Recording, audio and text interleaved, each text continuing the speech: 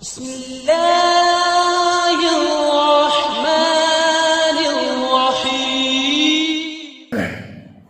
بسم الله الرحمن الرحيم. نحمده ونصلي على رسوله الكريم، أما بعد. أعوذ بالله من الشيطان الرجيم. بسم الله الرحمن الرحيم. قوا أنفسكم وأهليكم نارا. صدق الله العظيم.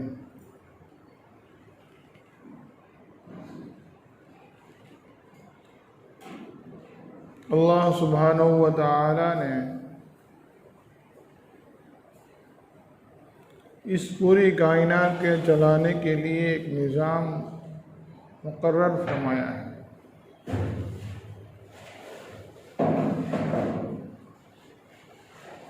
اور اس نظام کے مطابق اللہ تبارک و تعالی اس پوری کائنات کو چلاتا ہے. اس میں اللہ رب العزت کا نظام انسانوں کو دنیا میں بھیجنا اور ان کو جاہل پیدا کرنا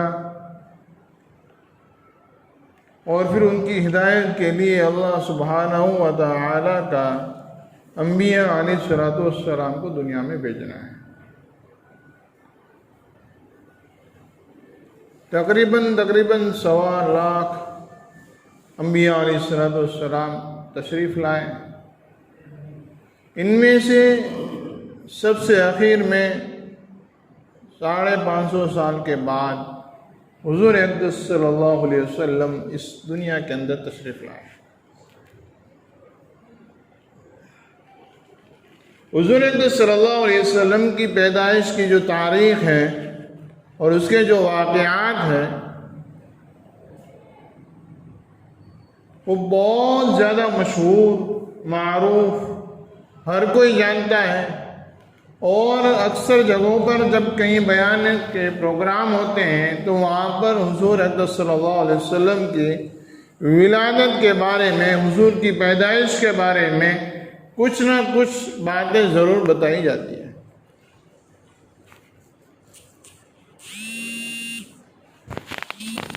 لیکن حضور اقدس صلی اللہ علیہ وسلم کی پیدائش کی جو تاریخ ہے، فکس ڈیٹ، حضور اقدس صلی اللہ علیہ وسلم کی پکی تاریخ پتہ نہیں ہے. علماء کرام نے اس کے بارے میں چند الگ الگ احادیث نقل کی ہے. ربیع الاول کا مہینہ ہے، یہ بات فکس ہے. لیکن ربیع الاول کے مہینے میں کون سی تاریخ ہے؟ کسی نے لکھا ہے 8 ہے، کسی نے لکھا ہے 9 ہے، کسی نے 10 لکھا ہے، کسی نے 12 لکھا ہے. یہ ہے. اور اس کے علاوہ دوسرے قول بھی ہیں. اللہ کے نبی علیہ السلام کی پیدائش کون سے دن ہوئی؟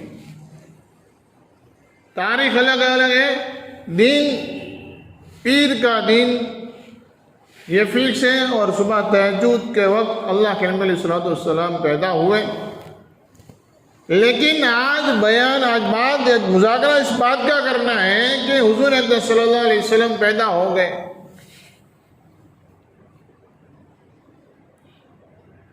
ماں کو پتا تھا کہ میرے پیٹ کے اندر جو بچہ ہے بڑا مبارک بچہ ہے، نورانیت والا بچہ ہے. دوسرے کسی کو پتا نہیں تھا. اور ماں کو اس لیے پتا تھا کہ وہ جانتی تھی کہ جب بچہ پیٹ میں ہوتا ہے تو ماں کو کن کن تکالیف سے گزرنا ہوتا ہے. اور میرے پیٹ میں بچہ ہے لیکن مجھے کوئی تکلیف ہی نہیں ہو رہی. پتھریلی زمین پر جا رہی ہوں تو پتھر نرم ہو رہے ہیں، کہیں باہر دھوپ میں نکل رہی تو بادل میرا سایہ کر رہے ہیں. تو ماں کو یہ بات بتا دی کہ میرے پیٹ میں جو بچہ ہے وہ مبارک ہے، بہت برکتوں والا بچہ ہے. لیکن نبی ہے وہ تو ماں کو بھی پتا نہیں تھا. حضور اقدس صلی اللہ علیہ وسلم پیدا ہو گئے. اس موقع پر ایسے ٹیکنالوجی اور ایسا کوئی خاص زمانہ نہیں تھا کہ لوگ ایک دوسروں کی پیدائش کی تاریخ کو یاد کر لیتے. جیسے آج ہمارے یہاں پر جو ہندوستان کا قانون ہے کہ جب بچہ پیدا ہوتا ہے تو اس کا رجسٹر میں نام لکھوانا پڑتا ہے، اور بالفرض اگر آپ سے نام لکھوانے میں دیری ہو گئی تو آپ کو ایفیڈیوٹ کروانا پڑتا ہے کہ بھائی کیوں دیر ہو گئی۔ ہر جگہ رجسٹر میں، ریشن میں، سب جگہ پر اس کا نام لکھوانا پڑتا ہے، تاریخ لکھوانی پڑتی ہے۔ لیکن اس زمانے میں ایسا کچھ نہیں تھا، تو کہیں پر حضور اقدس صلی اللہ علیہ وسلم کی پکی تاریخ لکھی ہوئی نہیں تھی۔ اب حضور اقدس صلی اللہ علیہ وسلم بچپن سے بڑے ہوئے، دودھ پیا اور پھر بڑے ہوئے، تجارت کی، سارا سب کچھ ہوا، بڑے ہو گئے۔ بیت اللہ کو مکہ کے کافروں نے منہدم کیا اور پھر دوسری مرتبہ بنایا، اور پتھر کا سارے قصے اور ساری پوری مکے کی جوانی۔ پھر حضور اقدس صلی اللہ علیہ وسلم غار حرا میں گئے اور وہاں عبادتیں کی، وہاں جبریل آئے، نبی بنے اور نبوت کا پورا کام کیا۔ مکہ کے 13 سال گزارے، لوگوں کو پتہ چلا کہ نبی ہے اور نبی کی کیا عظمت اور کیا وقت ہوتی ہے، کیا حیثیت ہوتی ہے۔ لوگوں نے حضور اقدس صلی اللہ علیہ وسلم کے ایک ایک لمحے کو نوٹ کرنا اور ایک ایک لمحے کو یاد کرنے کا شروع کیا۔ پتہ چلا یہ نبی ہے، اب ان کی ہر چیز کو لوگ یاد کر رہے ہیں، صحابہ ہر چیز کو یاد کر رہے ہیں۔ حضور کھانے بیٹھے ہیں تو یاد کر رہے ہیں کس طریقے سے حضور کھانے بیٹھے ہیں، اس کو یاد کر لو۔ پھر دوسروں کے سامنے اس کو بیان کرنا، میرے نبی کھانے بیٹھے تھے، اس طریقے سے بیٹھے تھے، ایسے لقمہ لیا، ایسے اٹھایا، ایسے منہ میں رکھا، اس طریقے سے چبایا، میرے نبی نے اپنے ساتھی کو اس طریقے سے کھانا کھلایا۔ ساری چیزیں صحابہ کرام رضوان اللہ علیہم اجمعین نے اس کو جمع کیا، یاد کرنا شروع کیا۔ گھر کے اندر کے جو حالات ہیں، ازواج مطہرات ہیں، اس کو نوٹ کیا، اس کو لوگوں کے سامنے رکھا۔ حضور اقدس صلی اللہ علیہ وسلم جب گھر میں داخل ہوتے ہیں تو کس ہیئت کے ساتھ داخل ہوتے ہیں، گھر میں رہتے ہیں کیسے رہتے ہیں، جب گھر میں رہتے ہیں اذان ہوتی ہے کیا حال ہوتا ہے، جب گھر سے باہر نکلتے ہیں کیسے نکلتے ہیں۔ یہ ساری چیزیں صحابہ نے جب پتہ چلا کہ نبی ہے، اس کے بعد یہ ساری چیزیں نوٹ کرنا شروع کیا۔ اس کے لیے حضور اقدس صلی اللہ علیہ وسلم کے زندگی کے جو حالات ہیں، وہ نبوت کے بعد کے جو صحابہ کرام نے جو بیان کیے ہیں، وہ نبوت سے پہلے کے اتنے بیان نہیں ہوئے۔ نبوت کے بعد کے ساری چیزیں صحابہ نے بیان کی، ساری چیز، کسی چیز کو نہیں چھوڑا۔ پھر مدینہ منورہ آئے، مدینہ منورہ میں حضور اقدس صلی اللہ علیہ وسلم نے جو جو کام کیے ہیں، صحابہ نے ہر کام کو یاد کیا، ہر کام کو دہرایا، ہر کام کو لوگوں کے سامنے بیان کیا، نبی نے یہ کیا، نبی نے یہ کیا، اور بڑے فخر کے ساتھ، یہاں تک کہ استنجا کرنے کے طریقے کو بھی فخر کے ساتھ بیان کرتے، میرے نبی نے مجھے استنجا کرنے کا اس طریقے سے سکھایا ہے۔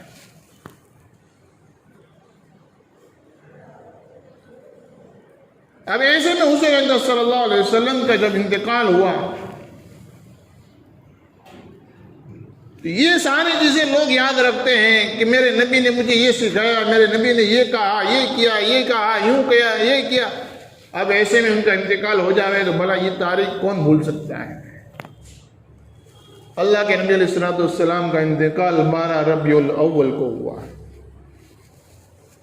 اس میں کوئی اختلاف نہیں، کوئی دو رائے نہیں، کسی کی دوسری رائے نہیں ہے۔ 12 ربیع الاول کو اللہ کے نبی علیہ السلام کا انتقال ہوا، یہ فکس اور فائنل تاریخ ہے۔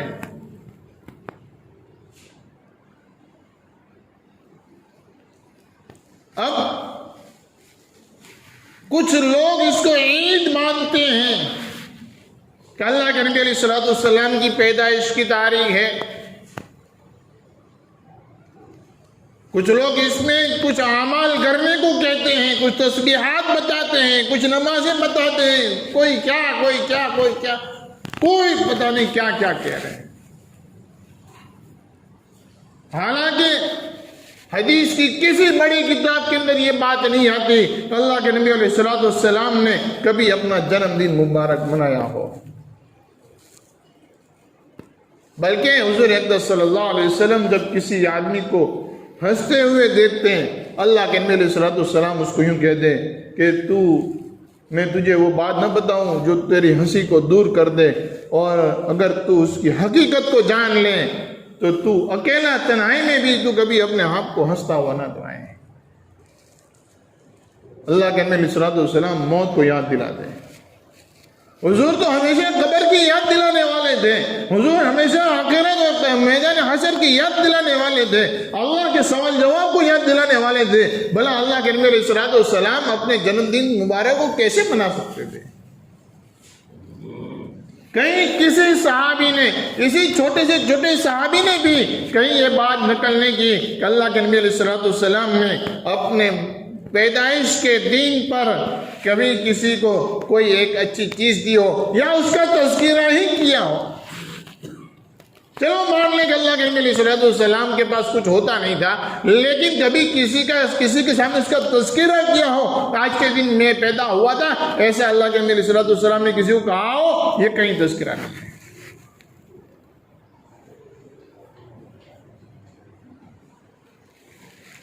یہ چیزیں اللہ کے نبی علیہ الصلوۃ والسلام نے کبھی نہیں کی۔ بخاری شریف میں، مسلم شریف میں، حدیث کی بڑی کتابوں میں، اسی طریقے سے مسائل کی بڑی کتابوں میں، چھوٹی کتابوں میں، ہر جگہ پر جو باب نظر آتا ہے وہ یہ ملتے ہیں کہ عیدین، باب عیدین، عیدین کے باب، دونوں عید کے باب۔ اگر 3 عید ہوتی، اگر یہ عید ہوتی تو یہ عیدین نہ کہا جاتا، ان کو 2 عید نہ کہا جاتا، یہ 3 عید ہو جاتی، لیکن 3 نہیں ہے، 2 ہی ہے۔ ایک ہے بقر عید جس کو عید الاضحیٰ کہا جاتا ہے، اصل نام عید الاضحیٰ ہے، اور دوسری جو ہے وہ رمضان عید ہے، رمضان کے بعد جو آنے والی عید ہے رمضان عید۔ یہ 2 عید ہے، تیسری عید نہیں ہے۔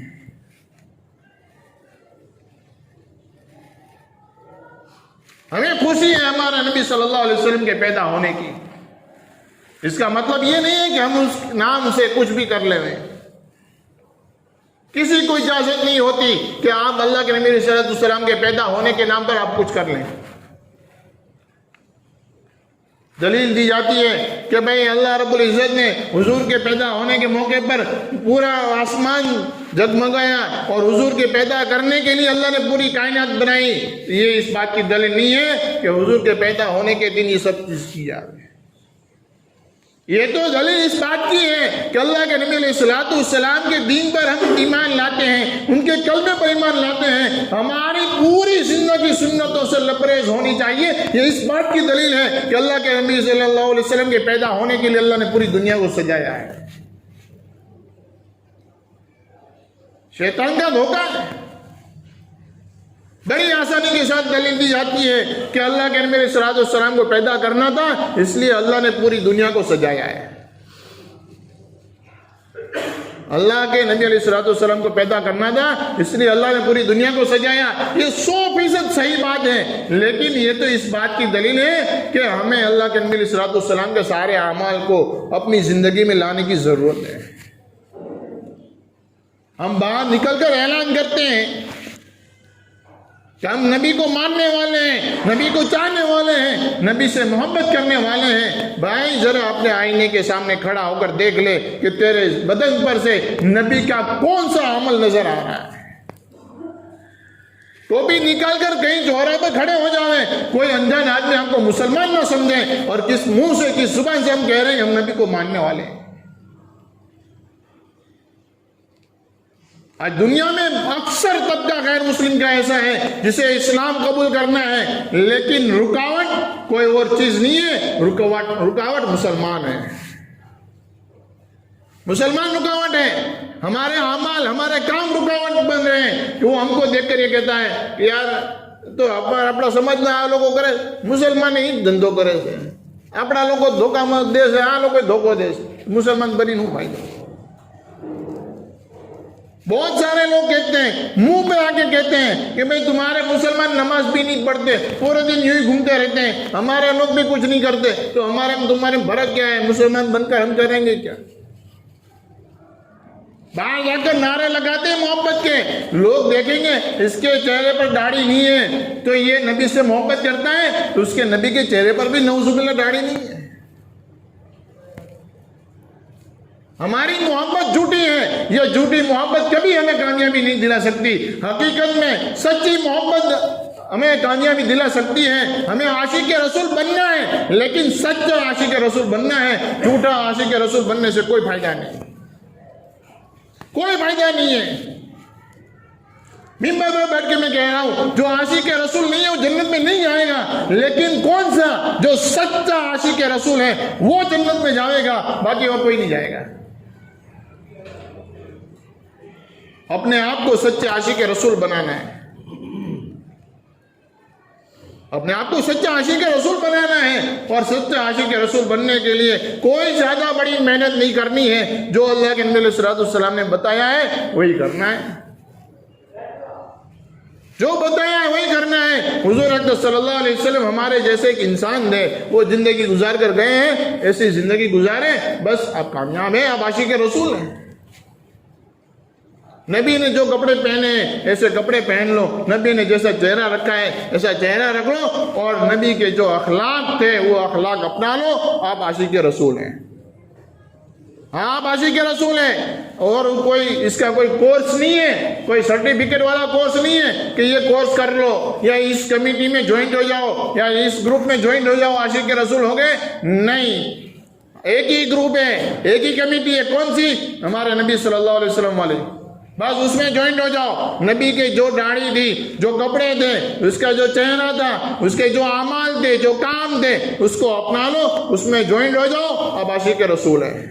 اب آپ کی دنیا بھی سیف، اب آپ کی آخرت بھی سیف، کوئی چیز بگاڑ نہیں سکتی، کوئی آپ کو کچھ بگاڑ نہیں سکتا۔ یہ ہے عاشق رسول۔ سنتوں پر عمل ہو، اس کی پابندی ہو، اور فرائض کی پابندی ہو۔ آج ہماری فجر کی نماز چھوٹ جاتی ہے اور باہر نکل کر شور شرابہ کر رہے ہیں۔ نماز چھوڑنے والا عاشق رسول نہیں ہوتا، نماز چھوڑنے والا کبھی ولی نہیں ہو سکتا۔ آپ دیکھ لیں، پوری فہرست بنا لیں، ایک دو نہیں، لاکھوں کی فہرست بنا لو، بزرگان دین کی، صحابہ کی، نبیوں کی، سب کی فہرست بنا لو، اس میں سے کوئی ایک ایسا نہیں مل سکتا جس نے نماز چھوڑی ہو اور بزرگ بن گیا ہو۔ کوئی ایک ایسا نہیں مل سکتا جس نے سنت پر عمل نہ کیا اور بزرگ بن گیا، کوئی نہیں۔ جس کو ہم روزانہ یاد کرتے ہیں، جس کے نام پر ہم ساری چیزیں کر دیتے ہیں، وہ اللہ کے نبی علیہ الصلوۃ والسلام کے غلام ہیں۔ اللہ کے نبی علیہ الصلوۃ والسلام کی ساری سنتوں پر وہ اپنی جان قربان دینے والے ہیں۔ آج اگر کسی سے کہا جائے کہ بھائی داڑھی رکھ لے، کپڑے اچھے نبی والے پہن لے، ٹوپی پہننے کی عادت بنا لے، کہتا کیا بھائی ہمیں تو دھندا کرنے کا ہوتا ہے نا، تو گراہک نہیں آتے، داڑھی دیکھ کے چلے جاتے ہیں۔ ارے 2 پیسے کے نفع کے لیے اتنی قیمتی داڑھی کو تو چھوڑ دینا ہے۔ قیامت کے دن اللہ کے نبی علیہ السلام نے یوں فرمایا ہے کہ جو آدمی داڑھی نہیں رکھتا، داڑھی کٹواتا ہے، سنو میں بڑے چوکھے الفاظ کے ساتھ اور صاف الفاظ کے ساتھ کہہ رہا ہوں، قبر کے اندر اللہ کے نبی علیہ السلام اس کے سامنے سے اپنا چہرہ مبارک گھما لیں گے، ایک دم صاف لفظ۔ جو داڑھی کٹوائے گا اللہ کے نبی علیہ السلام اپنا چہرہ گھما لیں گے، اس کے سامنے دیکھیں گے بھی نہیں۔ مت کٹاؤ، کیا فرق پڑتا ہے اگر ہم داڑھی رکھ لیں گے؟ زیادہ سے زیادہ لوگ ہم سے نفرت کریں گے کہ اس نے داڑھی رکھی ہے، مسلمان ہے، کیا ہو گیا اس کی نفرت کرنے سے؟ کب تک نفرت کرے گا؟ زندہ ہے کب تک نفرت کرے گا؟ مر جائیں گے دنیا میں، جب تک ہمارا بدن اس کے سامنے پڑا ہے نفرت کرے گا، لیکن میدان حشر میں اس کی نفرت نہیں چلے گی۔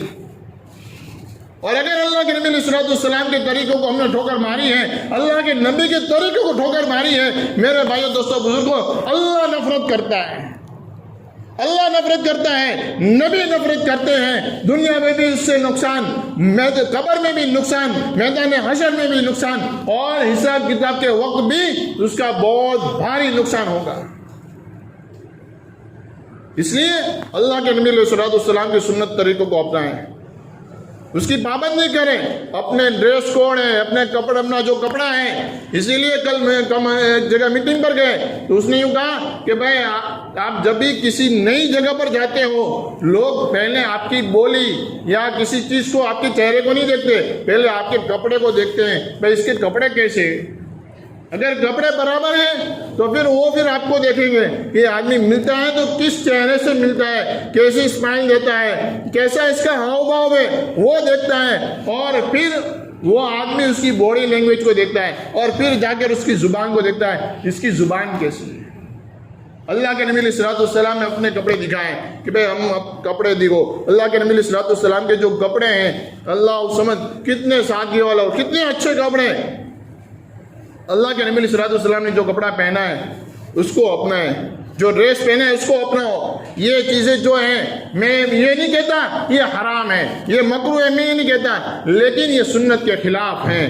اس کو چھوڑ دو، اسے چھوڑ دو. نبی کا ڈریس اپناؤ، اپنا چہرہ جو ہے حضور اکرم صلی اللہ علیہ وسلم والا چہرہ بناؤ، اپنے اخلاق جو ہے نبی والے اخلاق بناؤ میرے بھائیو دوستو بزرگوں. اور اپنی زبان جو ہے نا وہ نبی والی زبان بناؤ. آپ سچے عاشق رسول بنو گے، اور جو سچا عاشق رسول ہوگا وہ دنیا میں، قبر میں، میدان حشر میں، ہر جگہ پر وہ کامیاب ہوگا. اللہ تبارک و تعالیٰ سے دعا ہے اللہ ہم تمام کو سچا عاشق رسول بنائے.